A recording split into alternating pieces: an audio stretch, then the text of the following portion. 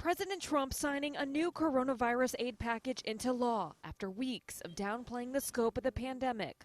It's the invisible enemy. That's always the toughest enemy, the invisible enemy, but we're going to defeat the invisible enemy. The U.S. Navy deploying 2 hospital ships, one heading to New York City, where the mayor says there's a dire need for additional medical support. We're almost to 2,000 cases right now in New York City alone. That's going to cause a surge into our hospitals.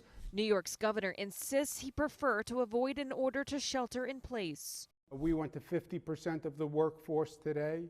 Obviously, the flip side is the more you close down businesses, the worse on the economy and on individual incomes. But nearly 10 million Northern Californians are experiencing just that, asked to only leave home for necessary activities like buying groceries. The people in San Francisco are definitely permitted to go out, to run, to exercise, to ride bikes. So many of our residents are complying with this order because they understand its impact on public health. This is about public health. This is not a vacation. But in Florida, some beaches are still packed with young people celebrating spring break, ignoring calls to practice social distancing. New CDC data shows adults between the ages of 20 and 54 make up nearly 40% of people needing to be hospitalized because of coronavirus. Officials begging young people to take precautions. There are concerning reports coming out of France and Italy about some young people getting seriously ill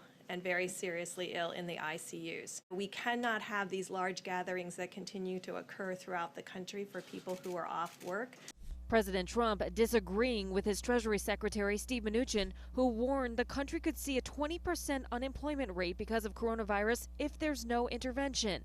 No, I don't agree. That's an absolute total worst case scenario.